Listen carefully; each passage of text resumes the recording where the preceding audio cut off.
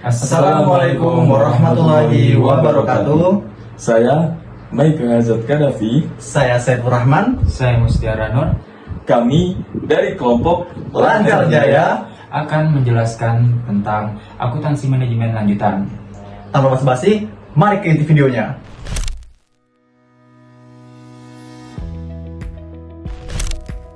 PT Nippon Indosari Corporindo. Langsung saja ke topik profil perusahaannya.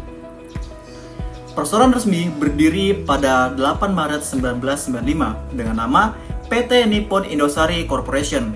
Pada tahun 2003, nama perseroan berubah dari PT Nippon Indosari Corporation menjadi PT Nippon Indosari Corporindo. Nah, pada tahun 2010, perseroan resmi melakukan IPO dan merubah status badan hukumnya menjadi perusahaan terbuka atau TBK dengan perdagangan saham yang tercatat di Bursa Efek Indonesia. Nah, selanjutnya saya akan membahas struktur organisasi dari PT Nippon Indosari Corpindo. Nah, pada layar sudah saya tampilkan dari struktur organisasi dari PT Nippon Indosari Corporindo. Baik, masuk di materi visi dan misi dari PT Nippon Indosari Corporindo. Yang pertama, visi. Senantiasa tumbuh dan mempertahankan posisi sebagai perusahaan roti terbesar di Indonesia melalui penetrasi pasar yang lebih luas dan dalam dengan menggunakan jaringan distribusi yang luas untuk menjangkau konsumen di seluruh Indonesia. Yang kedua, misi. Misi dari PT Nippon Indosari Corporindo yaitu ialah memproduksi dan mendistribusikan beragam produk yang halal, berkualitas tinggi, higienis, dan terjangkau bagi seluruh konsumen di Indonesia. Kemudian nilai-nilai perusahaan yang dianut oleh PT ini ada 4. Yang pertama yaitu result. Result artinya kami bergerak dengan cepat untuk memberikan kinerja yang terbaik dan hasil yang optimal dengan tetap mengedepankan nilai kepuasan pelanggan. Kemudian yang kedua yaitu organization. Artinya kami memiliki nilai dan budaya untuk bekerja dengan hati dan mempunyai semangat tinggi untuk senantiasa memberikan hasil yang terbaik. Kemudian yang ketiga yaitu teamwork. Artinya kinerja dan capaian kami sebagai satu keluarga besar merupakan hasil kerjasama dan koordinasi unggul dari semua bagian perusahaan. Kemudian nilai-nilai perusahaan yang dianut oleh PT ini yang terakhir yaitu implementation. Artinya kami memastikan setiap strategi dapat terlaksana dengan baik melalui eksekusi yang sempurna. Kemudian adapun jenis-jenis produk yang dihasilkan oleh PT Nippon Indosari Corpindo itu ada 3 segmen yang utama. Yang pertama yaitu roti tawar, kemudian yang kedua yaitu roti manis, kemudian yang ketiga yaitu kue, dan yang terakhir dan lain-lain. Penjelasan dalam presentasi terhadap studi kasus yang kami presentasikan, kami mengambil dari roti tawar yang dibuat oleh perusahaan PT Nippon Indosari ini, yaitu ada pula proses produksinya. Yang pertama itu adalah persiapan bahan baku, yang mana pada proses ini bahan baku utama itu disiapkan dari tepung, terigu, gula, garam, dan lain-lainnya itu disiapkan. Lalu kemudian pada tahap kedua itu adalah proses pencampuran atau mixing dari bahan-bahan baku tadi yang kemudian ditimbang lalu diaduk menjadi sebuah adonan. Kemudian pada adonan yang telah di setengah jadi tersebut dilakukannya proses selanjutnya itu adalah proses fermentasi. Ada pula adonan yang telah selesai dicampur kemudian didiamkan untuk beberapa waktu tertentu. Kemudian hal ini berguna untuk menimbulkan suatu rasa khas tertentu. Lalu kemudian adalah proses pembentukan dan penimbangan. Adonan yang telah difermentasi kemudian dipisahkan untuk kemudian ditimbang lalu dibentuk lalu kemudian dimasukkan ke dalam loyang. Lalu proses selanjutnya adalah proses fermentasi kedua, yang mana adonan-adonan yang telah dibentuk lalu kemudian dimasukkan ke dalam loyang, kemudian bahan-bahan tadi dilakukan proses fermentasi kedua, lalu kemudian pemanggangan. Pada proses ini, bahan-bahan adonan tersebut akan dilakukan proses pembakaran atau baking, ataupun ada pula adonan yang telah melalui fermentasi kedua tadi dipanggang dalam oven otomatis dengan suhu dan waktu yang diatur. Lalu kemudian adalah proses pendinginan, lalu selanjutnya pemotongan, lalu pengemasan. Dalam proses packing ini, roti yang telah dipotong lalu dikemas secara otomatis menggunakan plastik khusus yang menjaga kebersihan dan kesegaran produk untuk bisa disalurkan kepada tangan konsumen. Adapun sampel transaksi yang kami gunakan pada PT Nippon Indosari Korpindo, yang pertama yaitu pada tanggal 31 Desember 2024 masih ada gaji buruh untuk minggu keempat yang masih belum dibayar senilai 420 juta. Nah, pada aplikasi Akurat kita masuk ke buku besar, kemudian masuk ke bukti jurnal umum. Di bukti jurnal umum atau jurnal voucher, yang pertama kita memasukkan yang namanya voucher number yang berisi 1105. Kemudian kita mengisi tanggalnya yaitu 31 bulan 12 2024. Kemudian deskripsinya kita mengisi pembayaran upah gaji dan upah yang masih belum dibayar. Kemudian lanjut memasukkan akun. Nah, yang pertama akun debit kita memasukkan beban gaji dan upah sebesar 420 juta. Kemudian kreditnya yaitu utang gaji dan upah sebesar 420 juta rupiah. Kemudian transaksi yang kedua pada tanggal 28 Desember 2024 pembayaran beban listrik, air, dan telepon senilai 150 juta. Pada aplikasi Akurat kita masuk kepada kas dan bank. Kemudian klik pembayaran. Kemudian setelah masuk ke order payment kita masukkan paid from, artinya kita membayar melalui Bank Mandiri.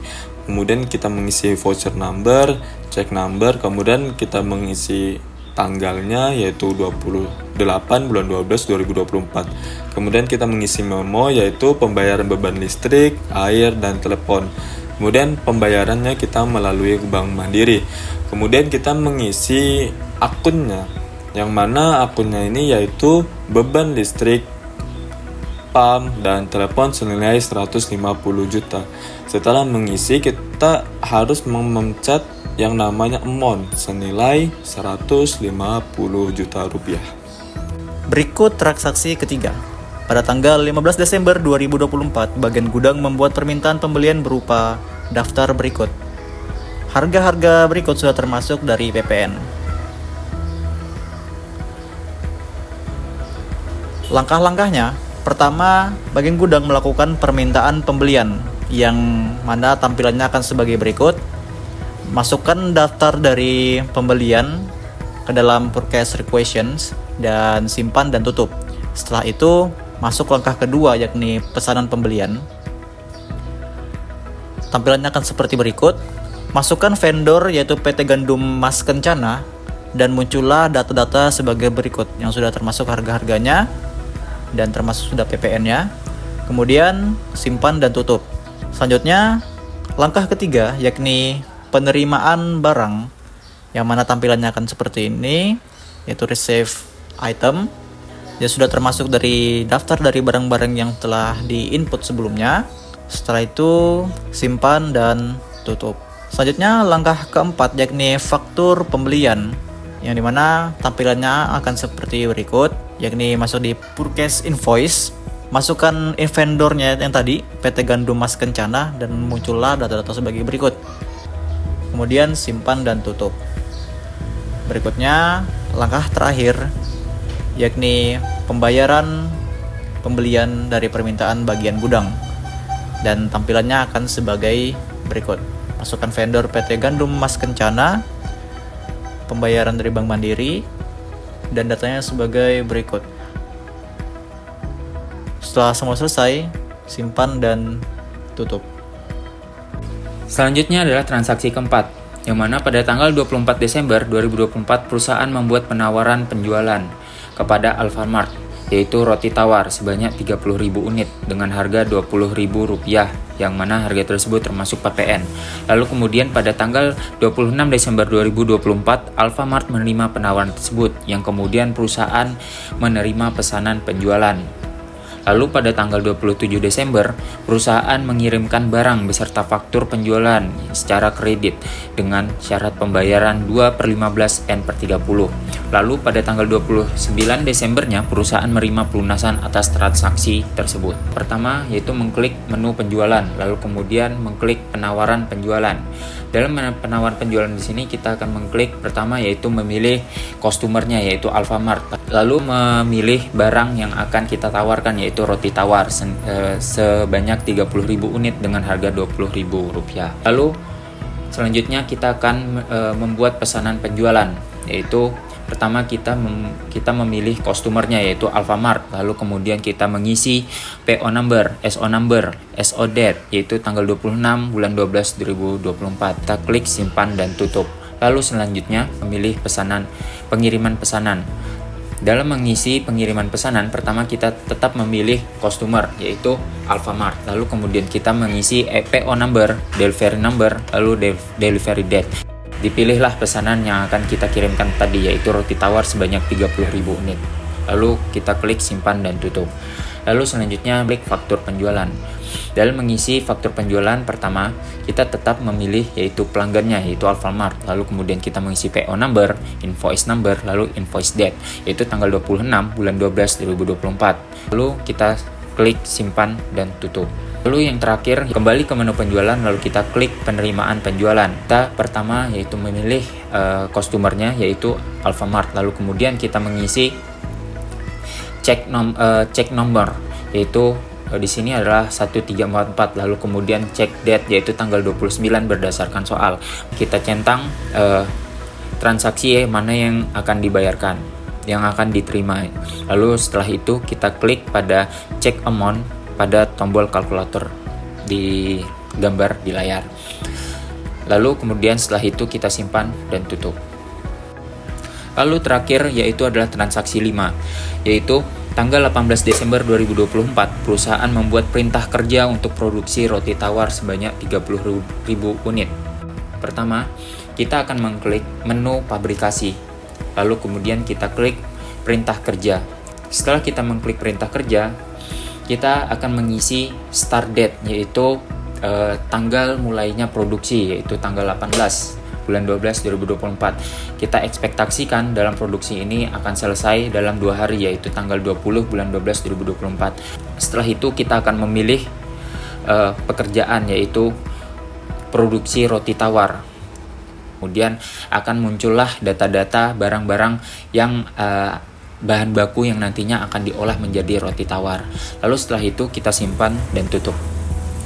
Buat pengeluaran bahan baku, lalu kita akan mengisi release number-nya terlebih dahulu yaitu 1101 yang saya gunakan. Lalu kemudian release date yaitu tanggal 18.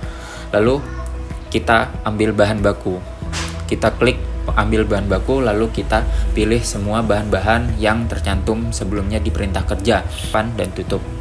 Lalu klik produk dan bahan baku keluaran.